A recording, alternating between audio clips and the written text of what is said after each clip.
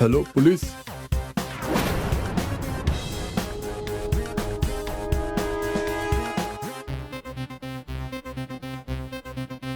मरने वाले का नाम दिनेश गुप्ता था और ये रोहतास कंपनी में काम करता था। सर मैंने लोगों से पूछा तो लोगों ने कहा किसी ने भी गोली मारने वाले को नहीं देखा। और जिसने फोन करके इस घटना की जानकारी दी उसने क्या कहा? सर उसने बताया कि 2 लोग थे, लेकिन चेहरा ढका होने की वजह से वो उन्हें पहचान नहीं सके। एक आदमी ने लाल रुमाल से अपना चेहरा ढक रखा था और दूसरे ने काले से। एक नजर में वो बस इतना ही समझ पाया कि लाल रुमाल वाला आदमी हट्टा कट्टा और लंबा था और काले रुमाल वाला आदमी एवरेज हाइट का था। एक काम करो, यहाँ आसपास के जितने भी सीसीटीवी हैं सबके फुटेज कलेक्ट कर लो। शायद लाल और काले रुमाल वालों की कोई और भी क्लू मिल जाए।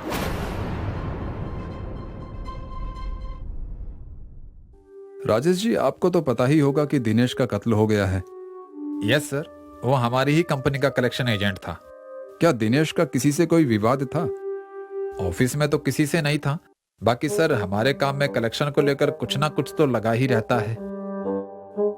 कल दिनेश किससे कलेक्शन लेने गया था?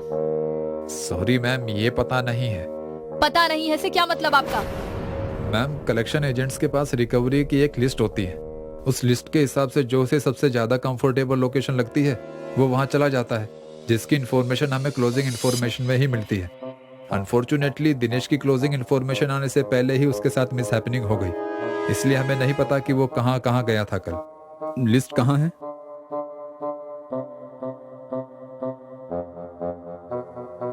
कामिनी जी, लिस्ट के सारे लोगों को पुलिस स्टेशन बुलाइए।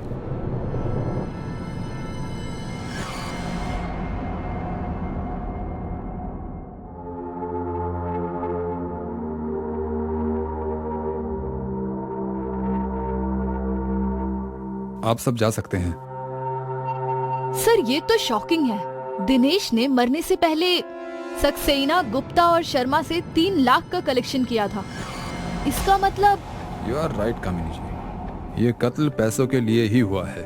लेकिन सर लुटेरों को कैसे पता चला कि दिनेश के पास इतने पैसे हैं? यही सवाल है कामिनी जी। एनीवे, वो सीसीटीवी फुटेज का क्या हुआ? आपकी टेबल पर है।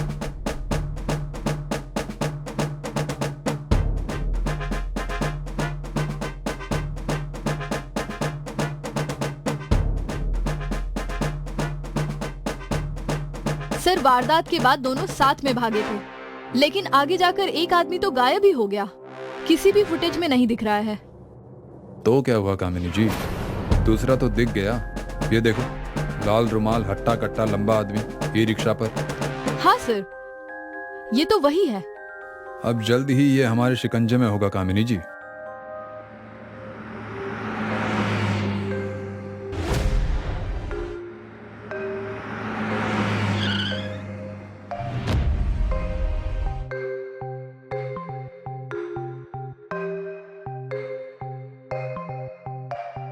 हाँ हाँ साहब, मैं जानता हूँ, ये लखन भैया हैं। पक्का ये वही है?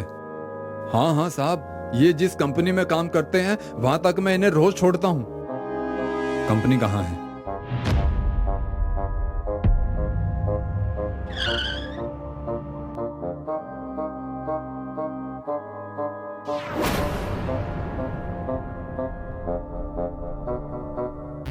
लखन नाम का आदमी यहाँ काम करता है? थोड़ा हट्टा कट्टा है। हाँ सर, यही काम करता है, पर एक हफ्ते से लखन और उसका दोस्त जीतू दोनों अपने गांव खंडवा गए हैं। उनका कोई फोन नंबर, कोई फोटो है? फोन नंबर तो नहीं है सर, दरअसल वो दोनों फोन यूज ही नहीं करते, लेकिन फोटो है मेरे पास। कामिनी जी दोनों बहुत होशियार हैं। कोई उन्हें ट्रेस ना कर पाए इसलिए फोन यूज नहीं करते, लेकिन उनको पता नहीं है राठौर से बचना मुश्किल ही नहीं, नामुमकिन है।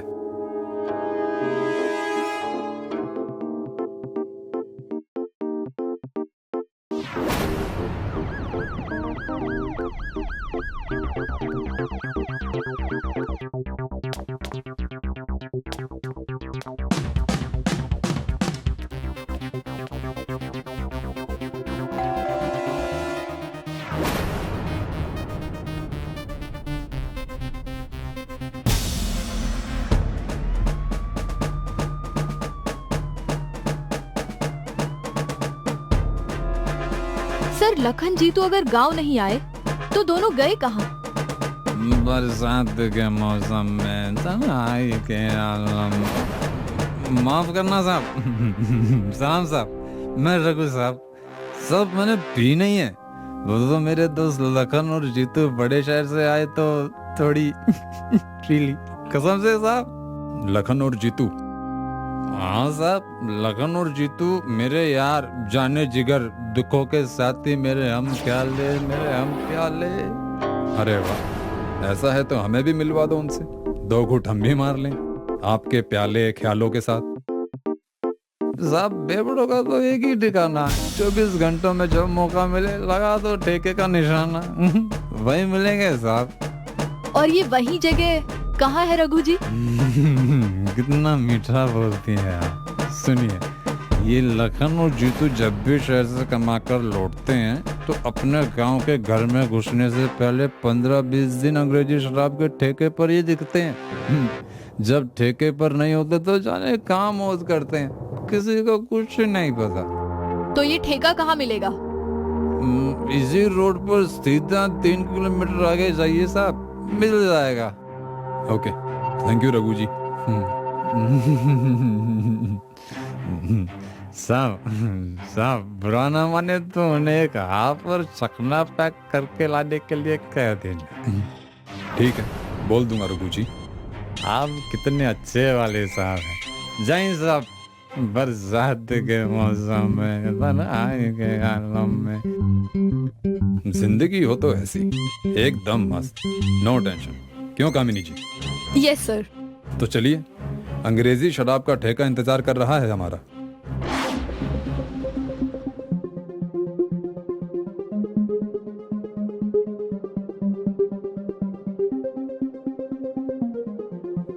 सर दोपहर से शाम हो गई है, 10 से 15 कप चाय पी चुके हैं। इन दोनों के चक्कर में हमारा शुगर ना बढ़ जाए कहीं। अगर आप चाय से उकता रही हैं तो ठेका सामने है, 2 घूंट मार लीजिए। अरे सर कमाल करते हैं आप भी। सरकारी नौकरी है, ड्यूटी पर हूँ।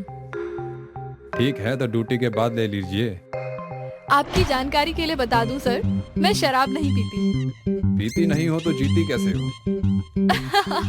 ये चाय पीकर। सर वो दोनों आ गए।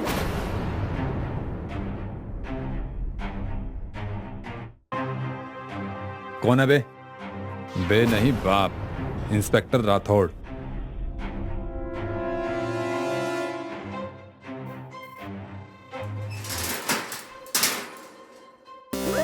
अब जल्दी से बको, तुम दोनों ने दिनेश को क्यों मारा?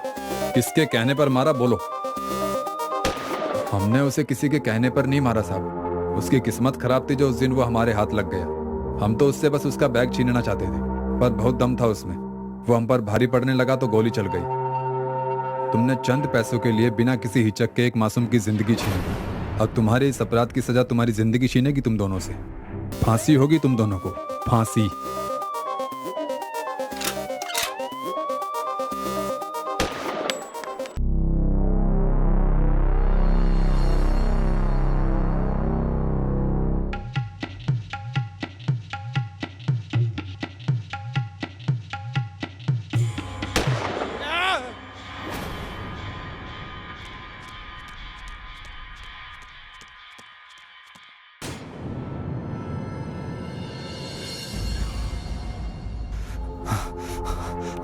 Hello police.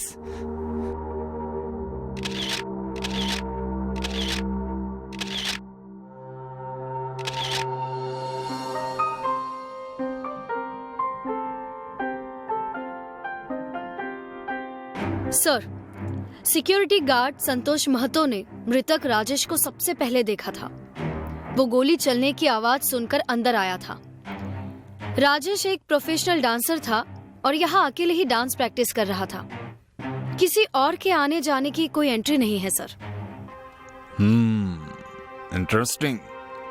बॉडी पोस्टमार्टम के लिए भेजो, डिटेल्स आते ही शेयर करो। Yes sir.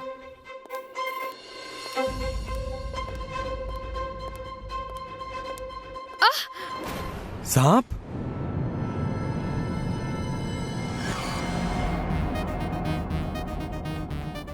अरे वाह सर, आपने तो कमाल कर दिया। कैसे कर लेते हैं आप ये सब? अपना तो ऐसा ही है। कॉल सपेरा सिंह। जी सर। हेलो सपेरा सिंह।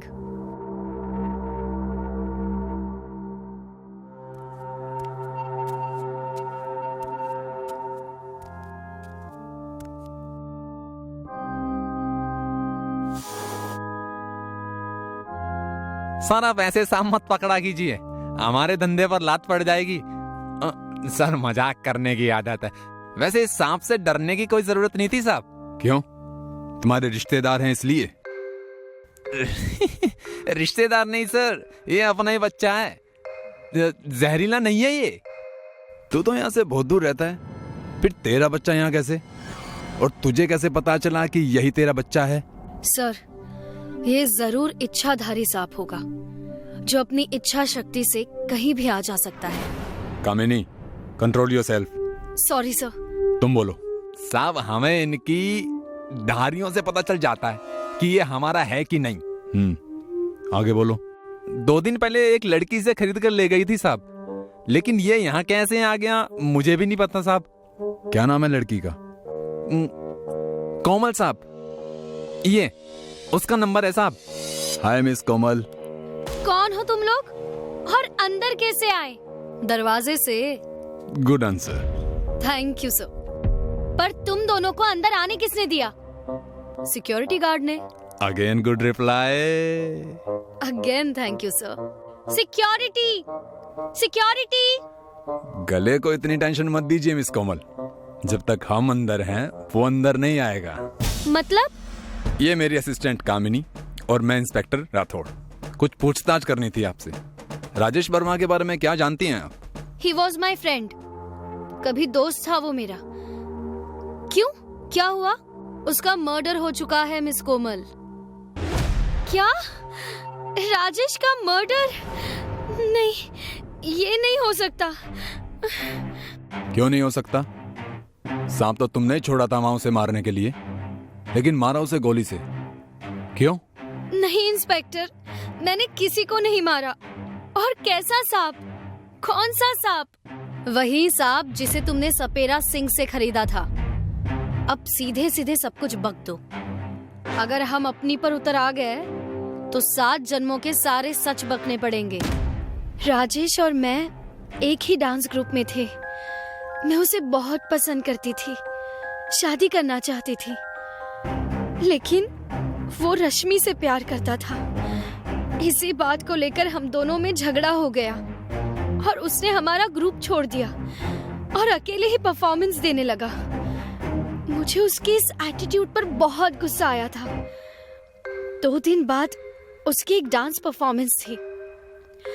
उसे खराब करने के लिए मैं उस पर मेंटल प्रेशर डालना चाहती थी, इसलिए बिना जहर वाला सांप उसे काटने के लिए प्रैक्टिस ऑडिटोरियम में छोड़ दिया था।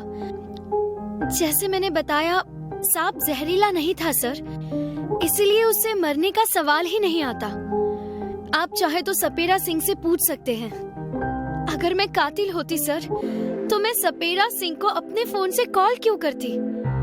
और रही बात गोली से मारने की, तो सर मेरे पास तो पिस्तौल ही नहीं है और ना ही उसे अरेंज करने का कोई साधन। मैंने उसे नहीं मारा है सर, प्लीज बिलीव मी, मैंने उसे नहीं मारा।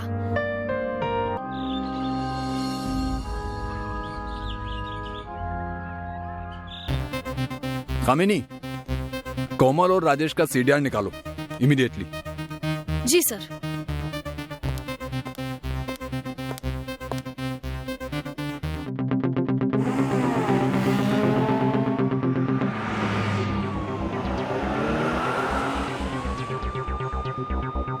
सर, कोमल और राजेश की सीडीआर देखी मैंने।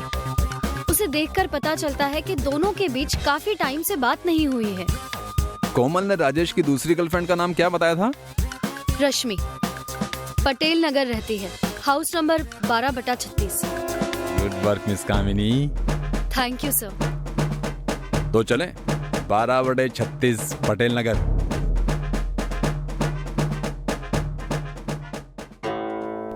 नहीं सर, रश्मि तो अभी यहाँ नहीं आई है, कंपनी टूर पे गई है। 5-6 दिनों में वापस आ जाएगी। हाय शालिनी, आप कौन? नहीं नहीं, ये नहीं हो सकता, ये नहीं हो सकता, ये नहीं हो सकता। खुद को संभालो रश्मि, और दिमाग पर जोर डालकर ये बताओ कि क्या राजेश की किसी से दुश्मनी थी? कोई ऐसा जो राजेश को जान से मारना चाहता हो? स्टार इवेंट के ओनर विपुल के साथ राजेश का पैसों को लेकर झगड़ा था। हो सकता है उसी ने। इंस्पेक्टर, हमारे प्रोफेशन में पेमेंट को लेकर देर सवेर होती रहती है, और उसे लेकर इस तरह के झगड़े भी। राजेश की तरह मेरे और 10 लोगों से पेमेंट को लेकर झगड़े कंटिन्यू है। इसका मतलब तो ये हुआ कि मैं सबको मारने वाला हूँ, बट फैक्ट ये है सर, मैंने किसी को नहीं मारा। और रही बात राजेश के पैसों की, तो मुझे रिग्रेट है कि मैं उसे वक्त पर पैसे नहीं दे सका, लेकिन आप जहाँ कहेंगे मैं उसके पैसे एनजीओ को डोनेट कर दूंगा।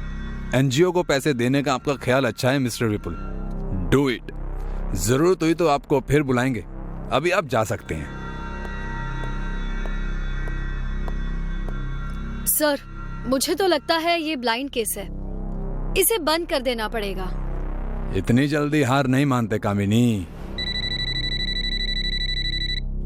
हेलो।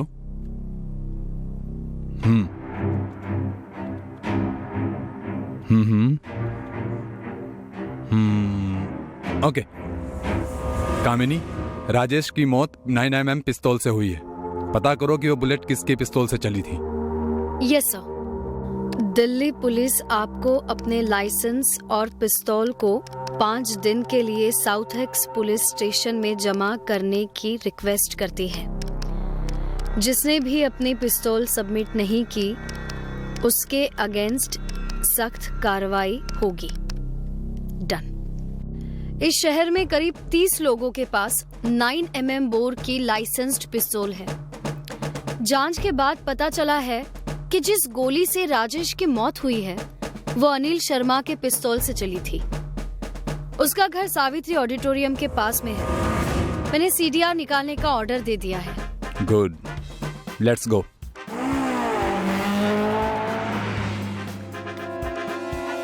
देखिए इंस्पेक्टर, आई स्वेयर, मेरा विश्वास कीजिए, मैंने किसी को नहीं मारा। नहीं मारा तो तुम्हारी पिस्तौल की बुलेट राजेश की बॉडी में क्या कर रही थी? सर, मैं सच कह रहा हूँ, मुझे सच में नहीं पता कि ये सब कैसे हुआ, लेकिन मेरा इस केस से कोई लेना देना नहीं है। होगा भी कैसे सर, मैं तो मरने वालों को जानता तक नहीं। हेलो। हाँ बोलो दिलीप, तुमने अच्छे से चेक किया? ठीक है सर। कांस्टेबल दिलीप बोल रहा है कि उसने इनकी सीडीआर 2 बार चेक की है। इनकी और राजेश की आपस में कोई बातचीत नहीं है, लेकिन उसमें रश्मि का नंबर मिला है। हर महीने 10 से 15 बार बात होती है इनकी। मरने वाले की प्रेमिका को कैसे जानते हैं आप? कोई बहाना या कोई नई कहानी मिस्टर शर्मा? इंस्पेक्टर प्लीज, कोई बेकार का कनेक्शन मत जोड़ लीजिएगा। रश्मि मेरे दोस्त की बेटी है और मेरे लिए भी बेटी ही है। वो लक्ष्मी नगर में मेरे ही फ्लैट पर अपनी सहेली शालिनी के साथ किराए पर रहती है। रश्मि बहुत खुददार लड़की है। मेरे मना करने के बावजूद वो बिना पैसे दिए नहीं मानती। अभी कुछ दिन हुए उसकी सहेली शालिनी रेंट देकर गई थी। इतने सालों में पहली बार ऐसा हुआ है कि उसने 2 हिस्सों में किराया दिया है। ये रेंट देने की कौन सी तारीख थी? 7 की शाम और 8 की रात, दोनों बार शालिनी ही आई थी। Okay mister Sharma, case solve होने तक प्लीज शहर से बाहर मत जाइएगा। जी। अब क्या करें सर? खूने को पकड़ेंगे और क्या।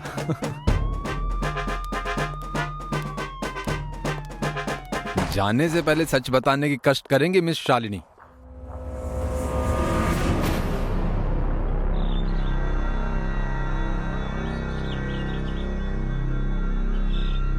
राजेश रश्मि से मिलने घर आता था। उसे देखते ही मुझे उससे प्यार हो गया। राजेश को जब मेरे प्यार का एहसास हुआ तो वो भी मेरी ओर झुकने लगा, लेकिन बाद में मुझे पता चला कि वो मेरे प्यार का फायदा उठाकर मेरा शारीरिक शोषण कर रहा है। इस बात से गुस्सा होकर मैंने रेंट देने के बहाने शर्मा अंकल की पिस्तौल चुराकर राजेश को मार दिया और उसी रात बचा हुआ रेंट देने के बहाने अंकल की पिस्तौल वापस रख दी। अगर राजेश ने तुम्हें प्यार में धोखा दिया था तो तुमने भी तो अपनी दोस्त रश्मि के विश्वास को तोड़ दिया था शालिनी। उस गलती का क्या?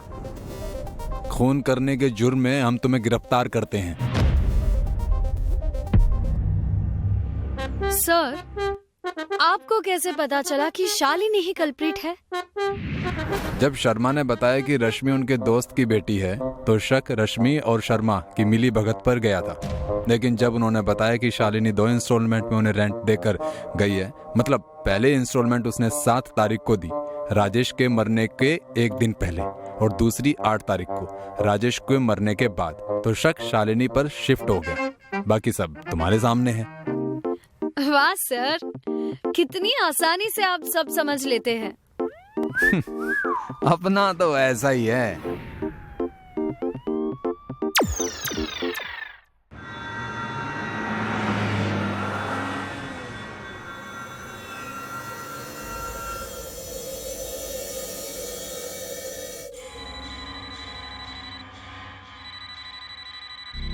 हेलो, खन्ना रेजिडेंस, कौन बोल रहा है?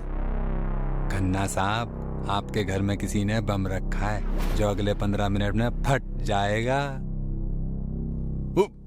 किसने रखा है ये बम? और तुम कौन हो? मैं कौन हूँ ये जानने के लिए पूरी जिंदगी पड़ी है। बस ये समझ लीजिए कि आपका भला चाहने वाला हूँ। मैं तुम्हारा यकीन क्यों करूँ?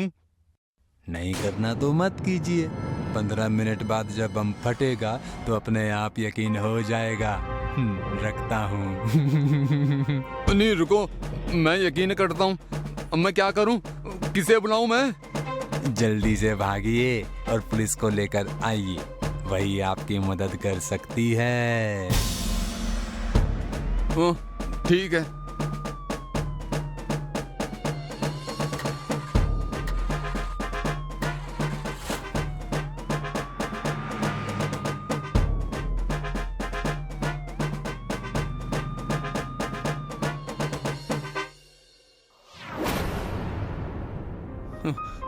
मैडम, मैडम, मेरे घर में बम फटने वाला है जी, जल्दी चलिए। आप जरा शांत हो जाइए और ठीक से बताइए कि क्या हुआ। कुछ भी बताने का टाइम नहीं है मेरे पास मैडम जी। मेरे घर में जो बम है वो 15 मिनट में फटने वाला है। अब चलिए जल्दी मेरे साथ। चलिए।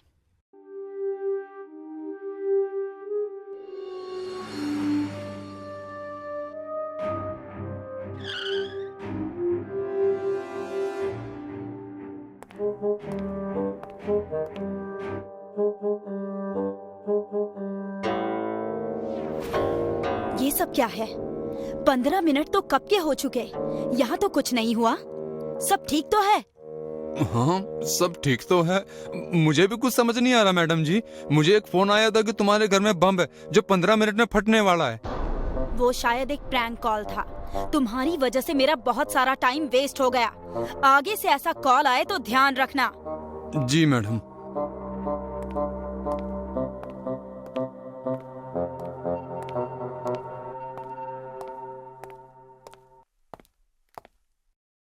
कामिनी, मुझे भी ना बताए कहाँ गई थी तुम? सर, एक आदमी किसी को प्रैंक कॉल करके परेशान कर रहा था, तो उसी को देखने गई थी। ठीक है।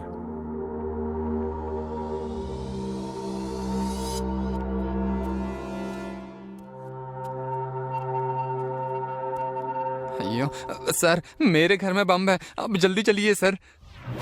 क्या कहा? बम? कामिनी, जल्दी चलो, हमें पहुंचना होगा। रुकिए सर, कल भी एक प्रैंक कॉल का केस था जिसने फोन पर यही कहा था। जाने का कोई फायदा नहीं है सर।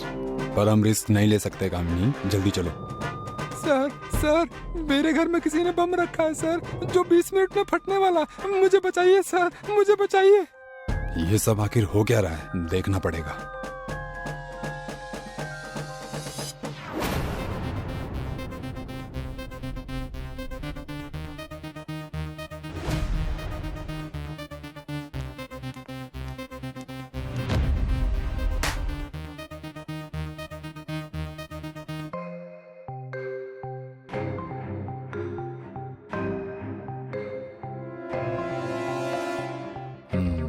यह केस तो कुछ अलग ही है। कुछ अलग नहीं है सर, कोई लफंगा प्रैंक कॉल करके इन अमीरों को डरा रहा है बस। क्या कहा तुमने? अमीरों को? हाँ, ये सब हमारे इलाके के अमीर लोग हैं। कामिनी, पहला आदमी कौन आया था? चलो उसके घर।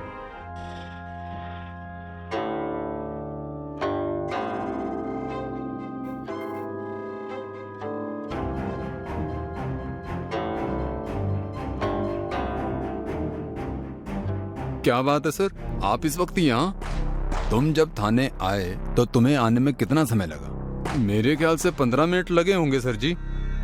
मतलब आने के 15 और जाने के 15, 30 मिनट। इतना समय बहुत है किसी को तुम्हारे घर में चोरी करने के लिए। क्या तुम्हारे घर में कुछ चोरी हुआ है?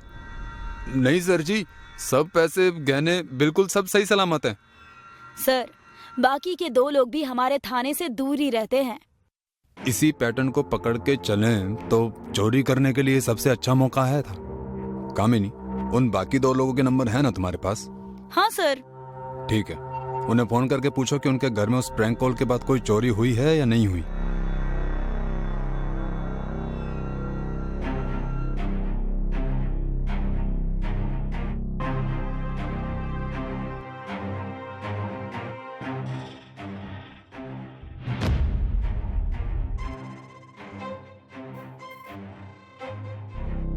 सर, मैंने दोनों से पूछा पर किसी के भी घर में कोई चोरी नहीं हुई। फिर क्या वजह हो सकती है?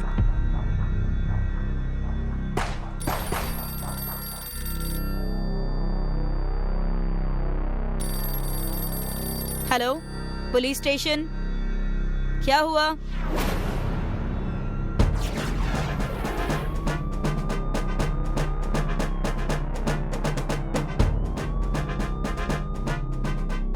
सर जी, उस दिन मुझे पता नहीं चला, पर आज सुबह जब मैं उठा तो मैंने देखा कि मेरे घर से 2 गद्दे गायब हैं। बहुत महंगे गद्दे थे सर जी वो। ये तो बड़ा अजीब चोरी का केस है। कोई भला गद्दे क्यों चुराएगा? इन्होंने कहा ना, महंगे हैं इसलिए चुराए होंगे। कामिनी, बाकी 2 लोगों को भी इसके बारे में पूछो, उनके गद्दे भी गए होंगे।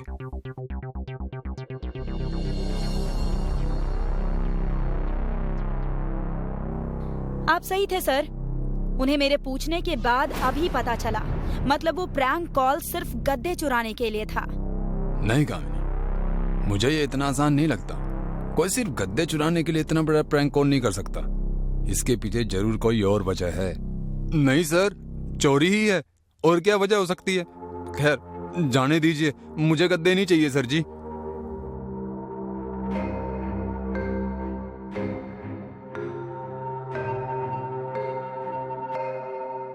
हाँ ठीक है, कितने बजे आएगा? Okay, thank you Raju. Sir, जैसा कि आपने कहा था, चोरी के दिन की घर के नजदीक की सारी सीसीटीवी फुटेज ले आई हूँ। पहले दिन जिस टेम्पो में गद्दे ले जाए गए, वही टेम्पो बाकी 2 जगहों पर भी था। कैमरे में चारों के चेहरे तो साफ नहीं दिखाई दिए, पर इससे लगता है कि ये सब किसी एक ही गैंग का काम है। लगता नहीं कामिनी, एक ही गैंग का है, और उन्हें हम आज रात पकड़ लेंगे। कैसे सर? मुझे अभी मेरे एक इन्फॉर्मर ने बताया है कि उसने एक ऐसी गैंग को देखा है, और वो आज रात एक और चोरी करने वाले हैं। उस वक्त हम उन्हें रंगे हाथ पकड़ लेंगे। क्या बात है सर।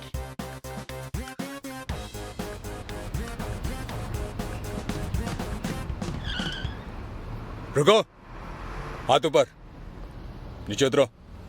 कामिनी, टेम्पो की तलाशी लो।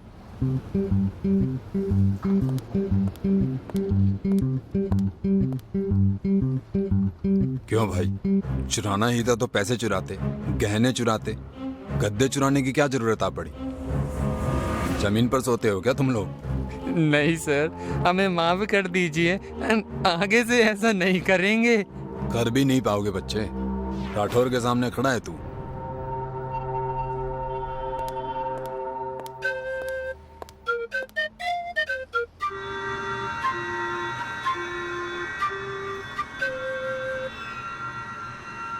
कामिनी, क्या तुम कभी इतने महंगे गद्दों पर सोई हो?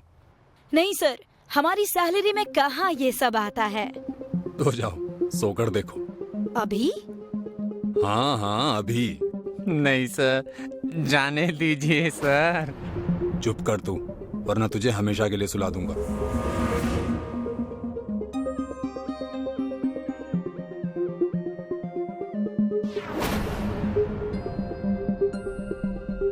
सर, इन महंगे गद्दों पर सोने का कोई फायदा नहीं, बिल्कुल कंफर्ट नहीं है। इनमें दोष गद्दों का नहीं है। तो फिर किसका है? अभी दिखाता हूँ।